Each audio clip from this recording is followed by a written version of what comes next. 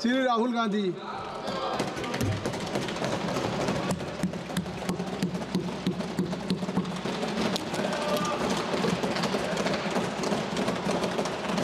Thank you, Speaker Sir, for letting me speak today on the Constitution. Speaker Sir, in my last few speeches, I spoke about the concept of Abhay Mudra, the concept of fearlessness, truth, and non-violence. And I showed the House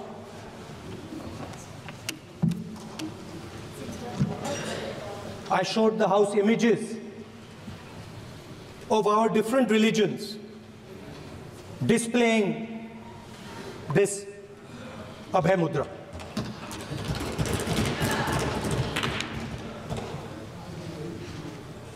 People call the Constitution the longest written Constitution in the world. But the Constitution contains a set of ideas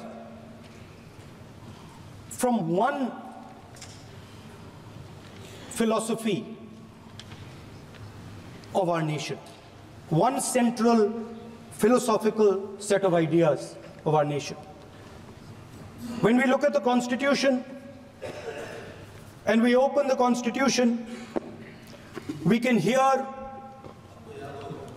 the voice and the ideas of Ambedkar, of Mahatma Gandhi, of Jawaharlal Nehru. But where did those ideas come from? Those ideas came from an old, profound tradition in this country. Those ideas came from Shiva, from Guru Nanak, from Basavana, from Buddha, from Mahavir, from Kabir, from a list of people. So when we speak of the Constitution and we show the Constitution, of course it is a document of modern India, but it could never have been written without ancient India and her ideas.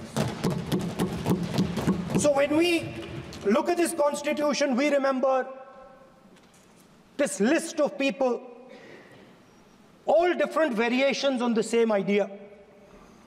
And in front of us stand the people who follow a very different philosophical tradition. And I want to start my speech by quoting what the supreme leader, not of the BJP, but of the modern interpretation of the ideas of the RSS has to say about the Constitution of India and about how he thinks India should be run. The worst thing about the Constitution, the worst thing about the Constitution of India is that there is nothing Indian about it. Manusmriti is that scripture which is most worshipable after Vedas for our Hindu nation, and from which our ancient times have become the basis of our culture, customs, thought, and practice. This book, for centuries, has codified the spiritual and divine march of our nation. Today, Manusmriti is law. These are the words of Savarkar. Mr. Savarkar has clearly stated in his writings that there is nothing Indian about our Constitution. He has clearly stated that the book India is run by should be superseded by this book. And this is what the fight is about. Now, it's nice that all of you are so-called defending the Constitution. But I want to ask you, do you stand by your leader's words? Do you support your leader's words? Because when you speak in Parliament about protecting the Constitution, you are ridiculing Savarkar, you are abusing Savarkar, you are defaming Savarkar. I'd like to quote also in Hindi. Bharat के संविधान के बारे में सबसे बुरी बात तो यह है कि इसमें कुछ भी भारतीय नहीं है। भारत के संविधान के बारे में सबसे बुरी बात तो यह है कि इसमें कुछ भी भारतीय नहीं है। यह आपके नेता ने कहा था, जिसकी आप पूजा करते हैं। Speaker sir, I described in my first speech the idea of a battle taking place. I described the Mahabharata, described Kurukshetra. There is a battle taking place today in India. And on this side are the defenders of the idea of the Constitution. And from each state we have one. If you ask us Tamil Nadu, we will tell you Periyar. If you ask us Karnataka, we will say Basavana. If you ask us Maharashtra, we will say Phule ji, Ambedkar ji. If you ask us Gujarat, we will say Mahatma Gandhi. आप speaker को You praise these people. You praise these people hesitatingly because you have to. But the truth is that you want India to be run the way it used to be run. जैसे हिंदुस्तान पहले चलाया जाता था, वैसे ही आप हिंदुस्तान को चलाना चाहते हो। मैं बता रहा हूं, आ रहा हूं। पेशेंस रखिए थोड़ी, इतना एक्साइटमेंट नहीं होना चाहिए। स्पीकर सर, जब मैं छोटा था दिल्ली में, स्पीकर सर, दिल्ली के चारों ओर जंगल हुआ करता था। जो आज यहां रहते हैं उनको ताजुब होगा कि एम्स के बिल्कुल बगल में जंगल शुरू होता था। जहां रेलवे म्यूजियम है वहां पे जंगल शुरू होता था।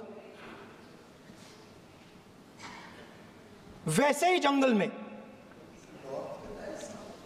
दोनों नॉर्थ और साउथ, वैसे ही जंगल में हजारों साल पहले एक युवा, 6-7 साल का युवा, हर रोज सुबह उठ के 4 बजे उठ के, एक बच्चा, वाह बहुत बढ़िया, एक बच्चा 4 बजे उठ के तपस्या करता था। हर रोज सुबह तपस्या, हाँ, हर रोज सुबह वो धनुष उठाकर तीर कमान चलाता था और घंटे उसने तपस्या की, सालों के लिए उसने तपस्या की।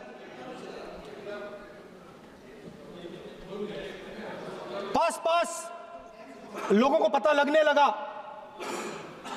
कि लड़का है। यही तो आप नहीं समझ सकते हो, यही प्रॉब्लम है, यही तो प्रॉब्लम है। धनुष में तपस्या है, मनरेगा के काम करने में तपस्या है।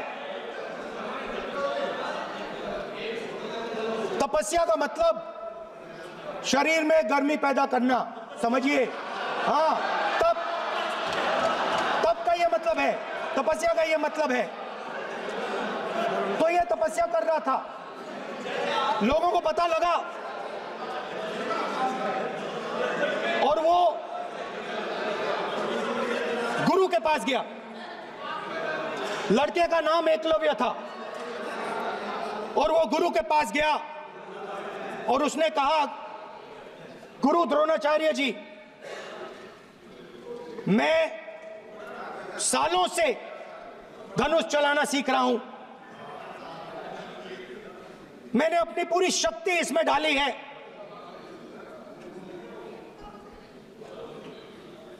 आप मेरी मदद कीजिए, आप मेरे गुरु बनिए। द्रोणाचार्य जी ने एकलव्य को कहा कि आप ऊंची जात के नहीं हो, आप ऊंची जात के नहीं हो, आप द्विजा नहीं हो। मैं आपका गुरु नहीं बनूंगा, यहां से तुम चले जाओ। और एकलव्य चला गया। फिर से एकलव्य ने तपस्या शुरू की, फिर से तपस्या शुरू की। कुछ साल बाद द्रोणाचार्य जी और पांडव उसी जंगल से निकले। एक कुत्ता भौंक रहा था, कहानी आपने सुनी है, सुना देता हूं। कुत्ता भौंक रहा था, अचानक कुत्ते की आवाज शांत हो गई। द्रोणाचार्य जी और पांडव पास गए और उन्होंने देखा कि तीरों के जाल में कुत्ता फंसा हुआ था। मुंह में तीर था एक, हाँ, मगर कुत्ता तीरों के जाल में फंसा था। एक तीर मुंह में थी, शांत था कुत्ता, मगर कुत्ते को चोट नहीं लगी। एकलव्य ने अहिंसा के साथ कुत्ते को शांत किया था। द्रोणाचार्य जी आते हैं और एकदम पूछते हैं, तुम्हें यह किसने सिखाया? एकलव्य जवाब देता है, द्रोणाचार्य जी, यह मैं सीखा हूं, मैंने तपस्या की है, घंटों मैंने प्रैक्टिस की है।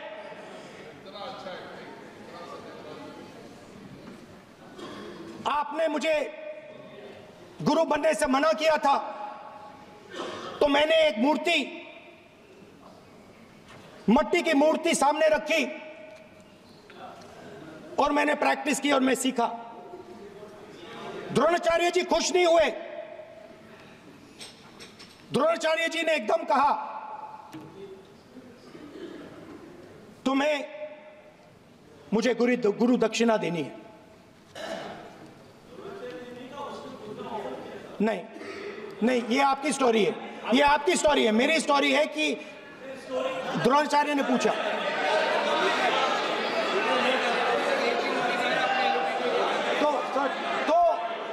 तो द्रोणाचार्य जी ने, Sir, the PM will not speak. You have to understand.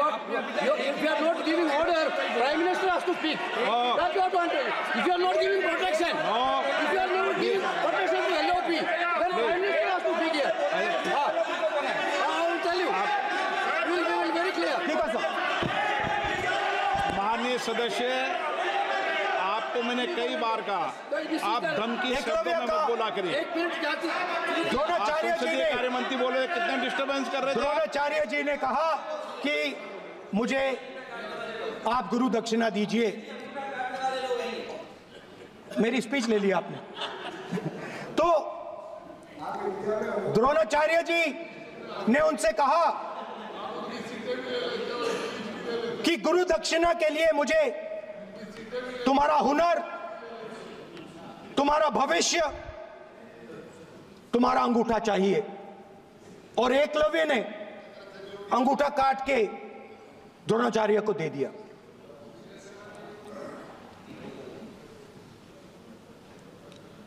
यह अभय मुद्रा है। इसमें कॉन्फिडेंस, स्ट्रेंथ, निडरता कहां से आती है? हुनर से आती है, इस अंगूठे से आती है। ये लोग इसके खिलाफ हैं। जैसे द्रोणाचार्य जी ने एकलव्य का अंगूठा काटा, वैसे ही आप पूरे देश का अंगूठा काटने में लगे हुए हो। आप जैसे ही एकलव्य का, जैसे द्रोणाचार्य जी ने एकलव्य का अंगूठा काटा, वैसे ही आप हिंदुस्तान के युवाओं का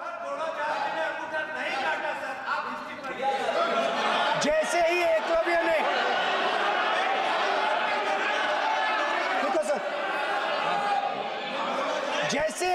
जैसे एकलव्य का अंगूठा काटा गया, वैसे ही आप हिंदुस्तान के युवाओं का सबका अंगूठा काटते हो।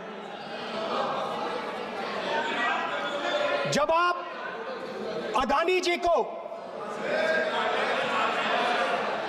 अदानी जी को धारावी देते हो, तो आप धारावी के जो एंटरप्रेन्योर्स हैं, जो स्मॉल एंड मीडियम बिजनेसेस हैं, उनका आप अंगूठा काटते हो। जब आप हिंदुस्तान के पोर्ट्स, एयरपोर्ट्स, डिफेंस इंडस्ट्री, ये सब जब आप अदानी को देते हो,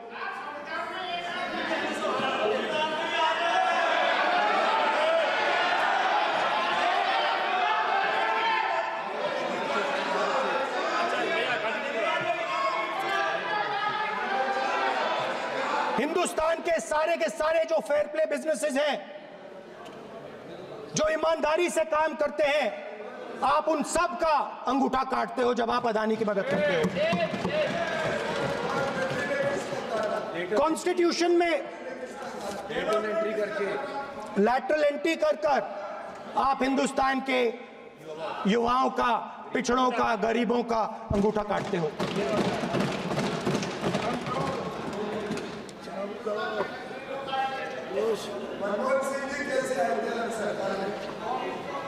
सर, स्पीकर सर, जैसे एकलव्य ने प्रैक्टिस की थी, वैसे ही हिंदुस्तान के युवा सुबह उठकर 4 बजे उठकर अलग अलग एग्जाम्स की तैयारी करते हैं। आपने देखा होगा, पहले हजारों युवा सुबह उठकर रनिंग करते थे, वेट ट्रेनिंग करते थे आर्मी में जाने के लिए। जब आपने अग्निवीर लागू किया तो आपने उन युवाओं की उंगली काटी। जब आप पेपर लीक कराते हो, 70 बार आपने पेपर लीक करवाया है, तब आप हिंदुस्तान के युवाओं के अंगूठा काटते हो।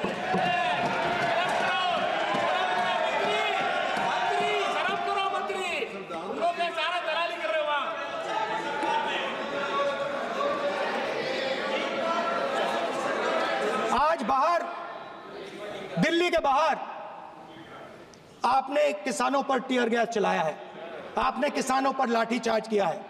किसान आपसे एमएसपी मांगते हैं, सही दाम मांगते हैं, मगर आप अदानी को फायदा पहुंचाते हो, अंबानी को फायदा पहुंचाते हो और किसान का अंगूठा काटने का काम करते हो।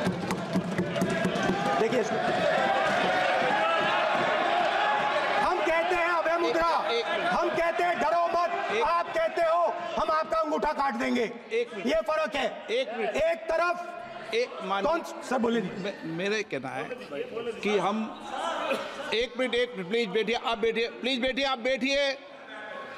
आज हम भारत के संविधान की 75 वर्ष की गौरवशाली यात्रा कर रहे हैं, और कर भाई ये चर्चा हुई थी कि हम संविधान की चर्चा करते समय उसकी उच्च कोटि की ये अपेक्षा है। आप स्पीकर सर, आप राष्ट्रपति भाषण नहीं है। कॉन्स्टिट्यूशन में कहीं नहीं लिखा है कि मोनोपोली होनी चाहिए। कॉन्स्टिट्यूशन में कहीं नहीं लिखा है कि पेपर लीक होना चाहिए। कॉन्स्टिट्यूशन में कहीं नहीं लिखा है कि अग्निवीर होना चाहिए। कॉन्स्टिट्यूशन में ये सब नहीं लिखा है, इसलिए मैं यहाँ रेस कर रहा हूँ। कॉन्स्टिट्यूशन में नहीं लिखा है कि हिंदुस्तान के युवाओं का अंगूठा काटना चाहिए, उनका जो हुनर है उनसे छीना जाना चाहिए।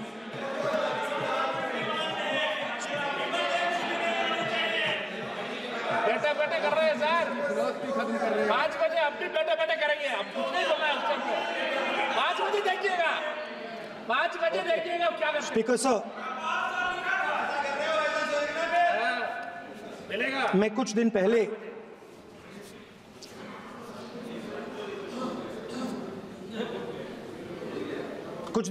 मैं हाथरस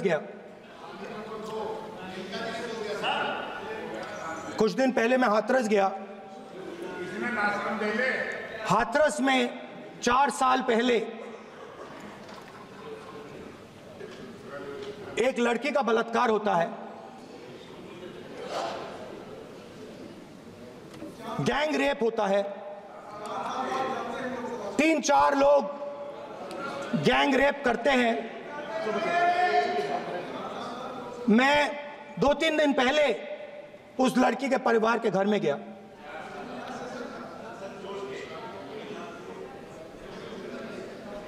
जिन्होंने गैंग रेप किया वो बाहर घूम रहे हैं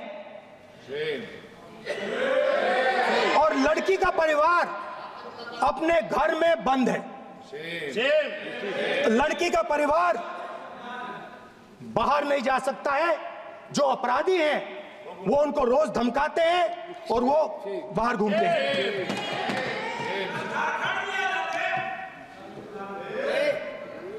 परिवार ने मुझे बताया कि बेटी का जो अंतिम संस्कार था वो भी नहीं करने दिया और चीफ मिनिस्टर ने इसके बारे में खुलकर मीडिया में झूठ बोला है। ये कॉन्स्टिट्यूशन में कहां लिखा है? ये कॉन्स्टिट्यूशन में कहां लिखा है कि जो बलात्कार करते हैं वो बाहर रहे और जिसका रेप हुआ है, जिसके परिवार, उस परिवार को बंद कर दिया जाए? कहां लिखा है कॉन्स्टिट्यूशन में? ये आपकी किताब में लिखा हुआ है, मनुस्मृति में लिखा है, मगर कॉन्स्टिट्यूशन में नहीं लिखा। और अगर आप कहते हो कि यूपी में आपका राज है और वहां पे कॉन्स्टिट्यूशन नहीं लागू होता है, वहां पे मनुस्मृति लागू हो रही है।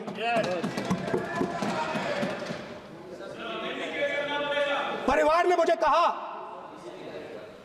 ने मुझे कहा कि यूपी की सरकार ने उन्हें वायदा किया था, कहा था कि हम आपका रिलोकेशन करेंगे, आपको कहीं और रहने की जमीन देंगे। आज तक 4 साल हो गए हैं, आज तक उनका रिलोकेशन नहीं किया गया है। और हर रोज उन्होंने मुझे फोटो दिखाई, वो बाहर निकलते हैं और जिन्होंने बलात्कार किया वो धमकाते हैं उनको। तो मैं इस हाउस में कहना चाहता हूं कि अंबेडकर जी के संविधान वाले लोग, इंडिया गठबंधन वाले लोग, हम सब मिलकर उस परिवार का रिलोकेशन हम करेंगे अगर आप नहीं करोगे तो। और हिंदुस्तान के हर गरीब व्यक्ति को हम ये कहना चाहते हैं, आपकी रक्षा कॉन्स्टिट्यूशन करता है और ये बीजेपी के लोग कॉन्स्टिट्यूशन पर 24 घंटा आक्रमण करते रहते हैं। कॉन्स्टिट्यूशन में लिखा है prohibition of discrimination on grounds of religion, race, caste, sex और place of birth. The state shall not discriminate against any citizen on grounds only of religion, race, caste, sex, place of birth or any of them. Some days back, youngsters from Sambal came to see me. Innocent people, they had done nothing. They were just, वो बस पास में थे, 5 लोगों को गोली मार के हत्या कर दी। ये कहां लिखा है कॉन्स्टिट्यूशन में? ये कहां लिखा है कॉन्स्टिट्यूशन में? तो लिखा है prohibition of discrimination of grounds of religion. और जहां भी आप जाते हो, एक धर्म को दूसरे धर्म से लड़ाते हो, नफरत फैलाते हो। कहां लिखा है कॉन्स्टिट्यूशन में? कहां लिखा है कॉन्स्टिट्यूशन में कि एक धर्म को दूसरे धर्म से लड़ाना है? कहां लिखा है कॉन्स्टिट्यूशन में कि दलित परिवार को बंद करके अंदर रखना है और उनके अपराधियों को बाहर घूमने देना है? कौन से कॉन्स्टिट्यूशन में लिखा है? मुझे दिखाइए।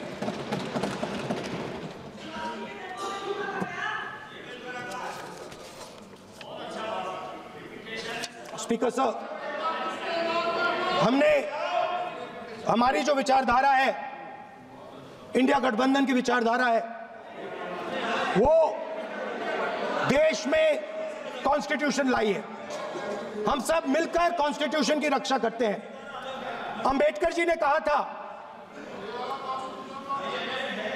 If there is political equality but no social and economic equality, political equality will be destroyed. ये अंबेडकर जी के शब्द हैं और आज ये बात सबके सामने है। पॉलिटिकल इक्वालिटी जो थी वो खत्म हो गई है। हिंदुस्तान के सारे इंस्टीट्यूशंस कैप्चर कर लिए गए हैं। सोशल इक्वालिटी नहीं रही, फाइनेंशियल इकोनॉमिक इक्वालिटी नहीं रही। इसीलिए हमारा अगला कदम जाति जनगणना होगा। हम देश को दिखाना चाहते हैं कि आपने किन लोगों का और कहां कहां अंगूठा काटा है। हम दलितों को, आदिवासियों को, पिछड़ों को, किसानों को, मजदूरों को दिखाना चाहते हैं कि आपने किस किस का अंगूठा काटा है। इसलिए जो मैंने वायदा किया था, इसी हाउस में यहां हम कास्ट सेंसस लागू करेंगे और उसके बाद हिंदुस्तान में एक नए तरीके का विकास होगा, एक नई तरीके की राजनीति होगी। जो मैंने पहले कहा था, जो आपको अच्छा नहीं लगता है, 50% रिजर्वेशन, उस दीवार को हम यहां तोड़ेंगे। 50% रिजर्वेशन की दीवार और जाति जनगणना हम यहां करा के दिखाएंगे। आपको जो कहना है कर लो, कह लो। स्पीकर सर, बहुत बहुत धन्यवाद। देख जी सर, क्योंकि एक मिनट में बुलाता हूँ।